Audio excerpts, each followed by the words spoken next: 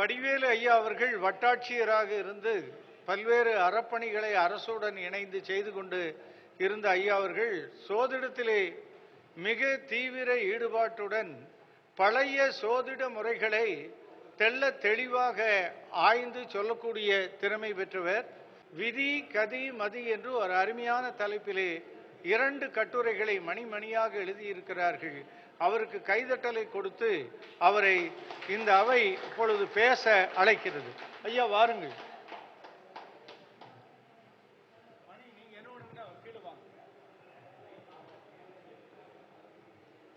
Kovai மாநகரிலே doctor முனைவர் ராதாகிருஷ்ணன் அவர்களுடைய ஜோதிட ஆய்வு கருத்தரங்கம் 4ஆம் ஆண்டாக வெற்றிகரமாகவும் சீரு சிறப்புமாகவும் நடைபெற்றுக் கொண்டிருக்கிறது.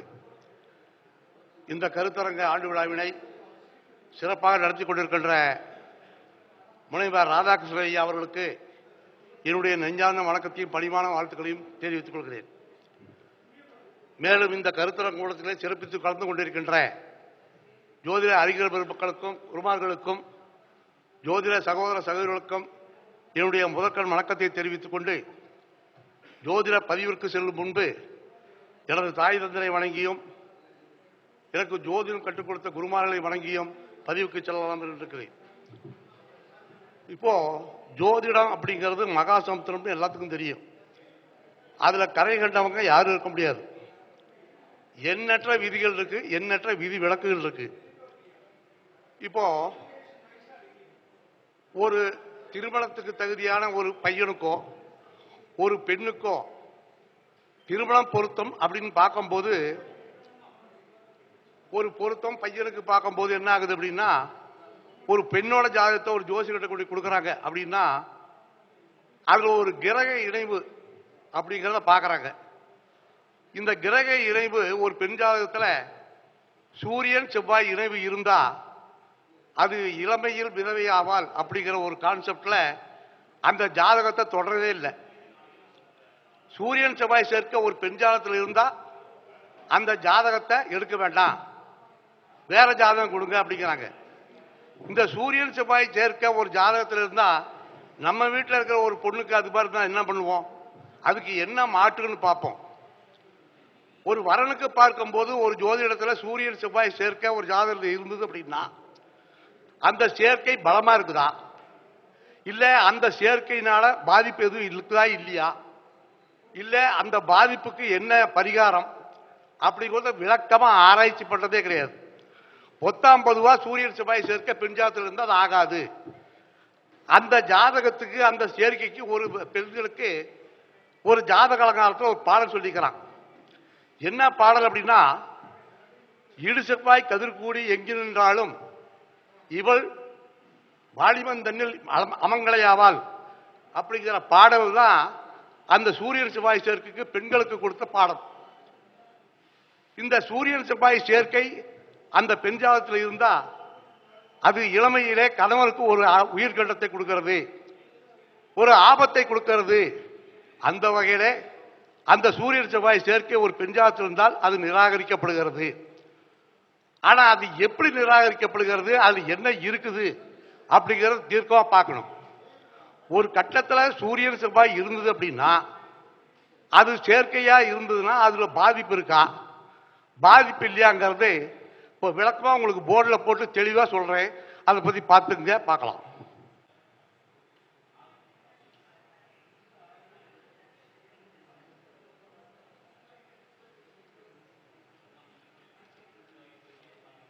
இந்த மேசராசியில ஒரு சூரியன் செவ்வாய் சேர்க்கை இருந்தது அப்படின்னா ஒரு 8.5 பாய்க்குள்ள 2 கிரகம் சேர்ந்ததுனாதான் தோஷத்தை கொடுக்கும். அந்த 8 டிகிரிக்கு மேல போச்சுன்னா தோஷம் இல்லை அப்படிங்கிறது ஒரு கருத்து இருக்கு. இப்போ இந்த இதுல சூரியன் 2 டிகிரி இருக்காது, செவ்வாய் 7 டிகிரி இருக்காது. அப்போ 8 டிகிரிக்குள்ளதான் இருக்காது. அப்ப இது தோஷமான ஜாதகமா எடுத்துக்கலாம். அப்ப இது தோஷம் இருக்குது அப்படின்னு அர்த்தம். இப்போ இன்னொரு மாட்டு கருத்து என்ன பார்க்கணும்னா, இப்படி இணைவு இருந்தா அது தோஷம். இப்போ இதே சூரியன் 2 டிகிரில இருந்து செவ்வாய் 27 டிகிரி இருந்தா வைங்க, கிட்டத்தட்ட 25 டிகிரி அதில் வித்தியாசம் வர்றதுனால இதுக்கு சூரியன் செவ்வாய் சேர்க்கையினால ஒரு பாதிப்பு வராது.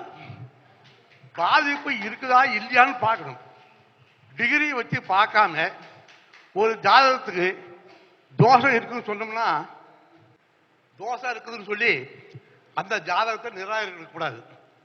அந்த ஜாதகத்தில் என்ன இருக்கு அப்படிங்கிறத பார்க்கணும். சரி, இப்போ இதே 27 டிகிரி இருக்குன்னு வைங்க, இன்னொரு கான்செப்ட் பார்க்கணும். இப்போ இதுல சூரியன் செவ்வாய் இங்க இருக்கு.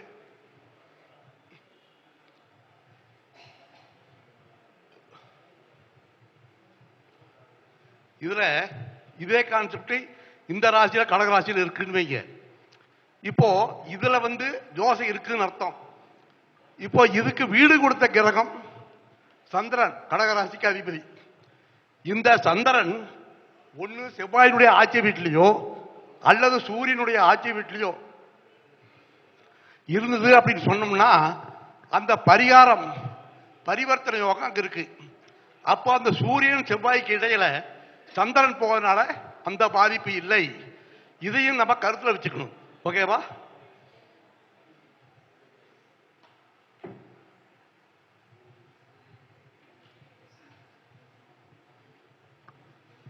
மூணாவது,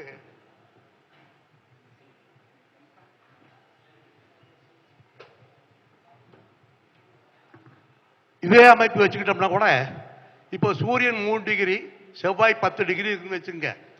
இப்போ இந்த அமைப்புல இது தோஷத்தை தரக்கூடிய ஜாதகம்.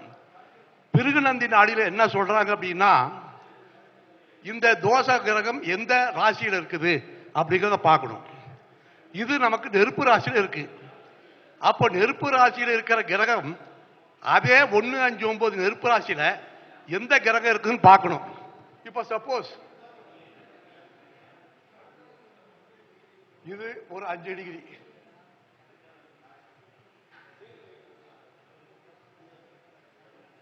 இப்போ நெருப்பு ராசிங்கிறது 1, 5, 9 தெரியுதா? இப்போ இந்த 1, 5, 9 நெருப்பு ராசியில சூரியன் செவ்வாய் சேர்க்கிறதுனா அதே நெருப்பு ராசியில் இருக்கிற கிரகங்கள் ஏதாவது இடையில வருதான்னு பார்க்கணும். சுபகிரகம் இடையில வந்தா அந்த பாதிப்பு இல்லை அப்படிங்கிற கான்செப்ட். இப்போ இந்த கிரகத்துல பிருகுநந்தி நாடி முறையில அடுக்கணும்னா என்ன ஆகும்னா, வரிசைப்படுத்த தெரியணும். அப்போ சூரியன் 3 டிகிரி, குரு 5 டிகிரி, செவ்வாய் 10 டிகிரி. அப்ப தோஷம் இருந்தால் கூட ஒரு சுபகிரகம் குறுக்க வந்ததுனால தோஷம் இல்லை. இதையும் நம்ம ஆராய்ச்சி பண்ணி பார்க்கணும். சப்போஸ் இப்படி இருந்ததுன்னா தோஷம் இல்லை. சரி, இப்போ இதுக்கு மேல இந்த குரு 15 டிகிரில கருவைங்க, இதை வரிசைப்படுத்தினா என்ன ஆகும்? குரு இங்க போயிடுவார். ஓகேவா? குரு இங்க போகும்போது தோஷமே. ஏன்னா இடையில கிரகம் அல்லை அப்படிங்கிறது தோஷம். ரைட். இப்போ தோஷம். அப்புறம் இன்னொரு கான்செப்ட்,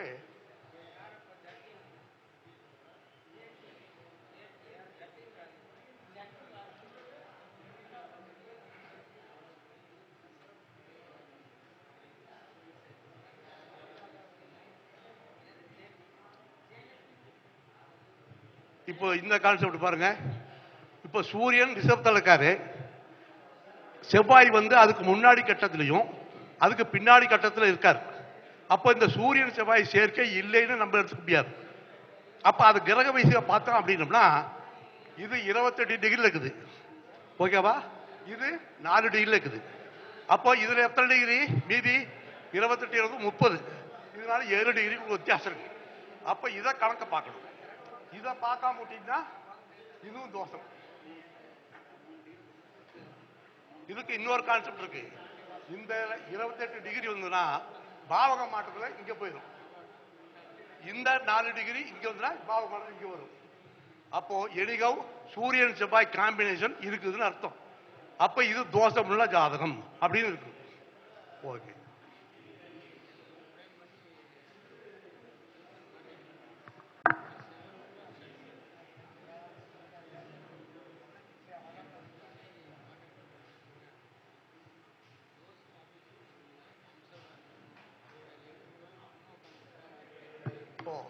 சூரியன் செவ்வாய் பார்க்க தோஷம் இருக்குதா இல்லையாங்கிறத நம்ம கண்டுபிடிச்சிட்டோம். இப்போ ஒரு ஜாதகத்துக்கு பொருத்தம் பார்க்கும்போது திருமணத்துல பிரச்சனை இருக்குதா இல்லையா அப்படிங்கிறது சூரியன் செவ்வாய் சேர்க்கை வச்சு பார்ப்போம். அப்போ அது என்ன ஆகுது அப்படின்னா 2ஆம் இடம், 7ஆம் இடம், 8ஆம் இடம், 12ஆம் இடம், இது 4 திருமண பொருத்தத்தில் தோஷத்தை குறிக்கக்கூடிய ஒரு அமைப்பு.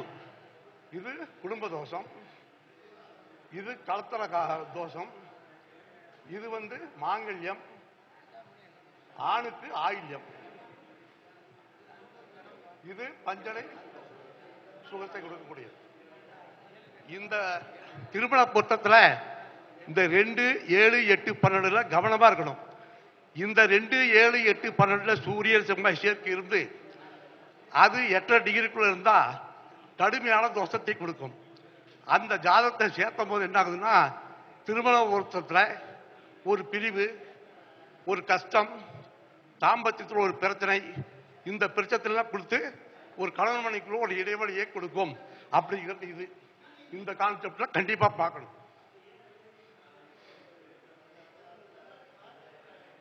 அப்போ இப்படி இருக்கிற ஒரு இணைவுக்கு இது கடுமையான இணைவு சூரியன் செவ்வாய் அப்படின்னு நம்ம தெரிஞ்சுக்கிட்டோம்.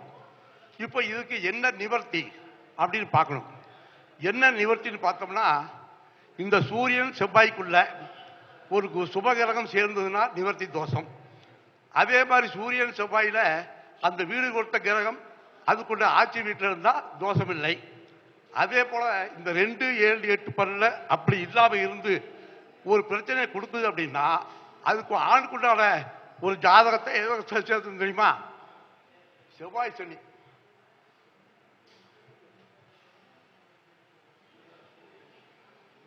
கருமவினை தோஷம், சந்திரன் சனி குழப்பு தோஷம், சூரியன் சுக்கிரன் இணைவு, சந்திரன் சுக்கிரன் இணைவு. இப்போ கடுமையான தோஷம் இருந்தது அப்படின்னு சொன்னோம்னா ஒரு ஆண் ஜாதுக்கு இந்த 4 இணைவுல ஏதாவது ஒரு இணைவு இருந்தா அந்த தோஷத்தை காப்பாற்றிடும். அதாவது கணவனுக்கு ஒரு உயிர் ஆபத்தோ இல்லை ஒரு கஷ்டமோ கொடுக்கறதுக்கு வாய்ப்பே இல்லை. அதனால 19 சூரியன்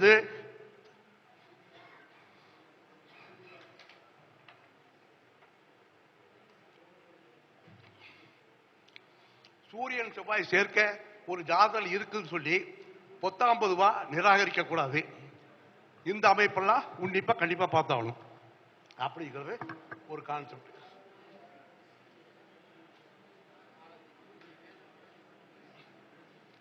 இப்போ இடு செவ்வாய் கதிர்கூடி எங்கு நின்றாலும் இவளும் வாலிபம் தண்ணீர் அம்மங்களை ஆவார். இது ஜாதக அலங்கார பாடல். இப்போ நாம தோஷத்தை பார்த்துட்டோம், தோஷ நிவர்த்தியை பார்த்துட்டோம். இப்போ இந்த பாடலுக்கு ஏன் சூரியன் செவ்வாய் சேர்க்கை சொன்னா, ஏன் கணவனுக்கு ஒரு உயிர்கண்டத்தை கொடுக்குது அப்படிங்கிறத பார்க்கணும். அப்படின்னா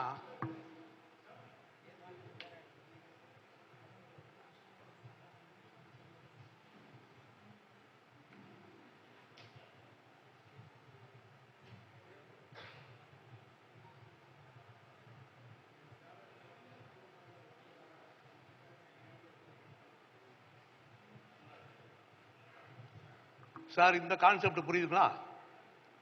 இப்போ 1, 5, 9 நெருப்பு ராசி. ஓகேங்களா? இது நெருப்பு ராசி, நெருப்பு ராசி, நெருப்பு ராசி. இந்த சூரியனும் நெருப்பு கோள், செவ்வாயும் நெருப்பு கோள். அப்போ இந்த செவ்வாயும் சூரியனும் நெருப்பு கிரகத்தில் நெருப்பு ராசியில் இருந்தது அப்படின்னு சொன்னா அந்த லக்கணத்துக்கு 7ஆம் இடம் 8ஆம் இடத்துல இருந்ததுன்னா அப்போ 7ஆம் இடம்ங்கிறது என்ன? சுரோனிதம், செந்நீர், சுரநீர் அப்படின்னு அர்த்தம். 8ஆம் இடம் மர்ம உறுப்பு. இப்ப புரியுதுங்களா?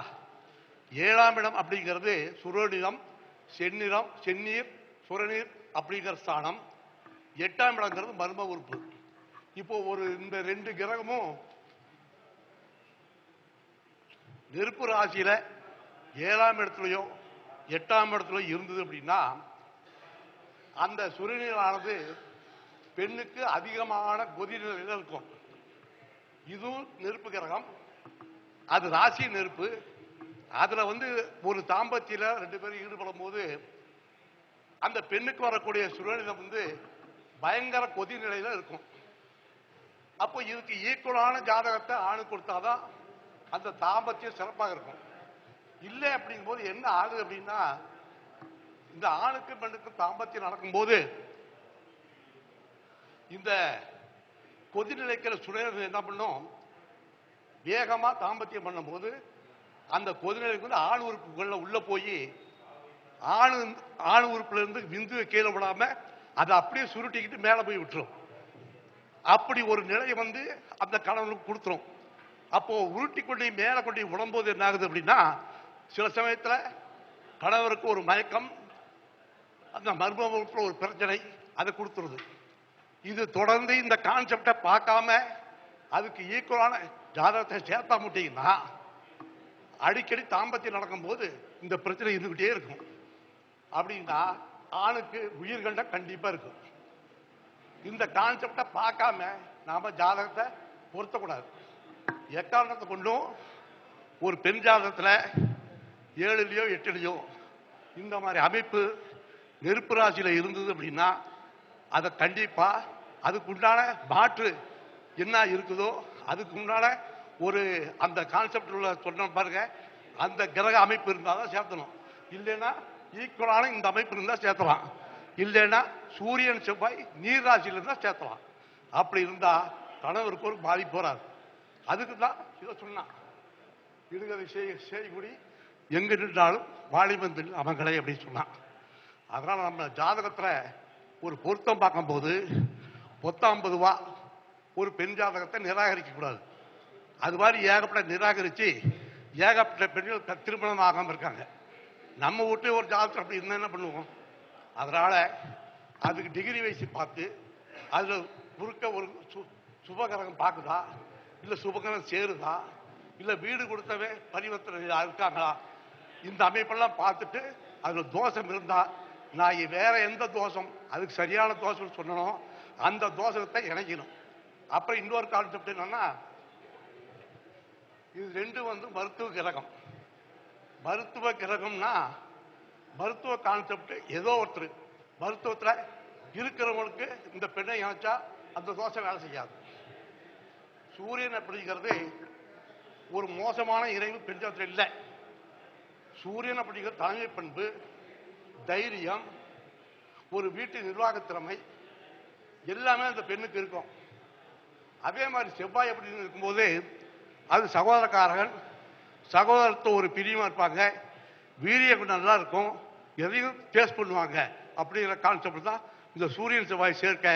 அந்த சூரியன் செவ்வாய் சேர்க்கை எப்பவுமே அது ஒரு மோசமான சேர்க்கை இல்லைன்னு சொல்லி எனக்கு வாய்ப்புக்கு நன்றி கூறி, ராதாகிருஷ்ணன் ஐயா அவர்களுக்கு நன்றி கூறி எனக்கு இதுவரையிலும் வாய்ப்பு கொடுத்த அனைவருக்கும் என்னுடைய நன்றியும் வணக்கத்தையும் தெரிவித்துக் கொண்டு மீண்டும் அடுத்த ஒரு ஜோதிட கருத்தரங்கத்தை நல்ல ஒரு பதிவினை உங்களுக்கு வழங்கியிருக்கிறேன் என்று சொல்லி வாய்ப்புக்கு நன்றி பாராட்டி வருகிறேன். நன்றி, வணக்கம்.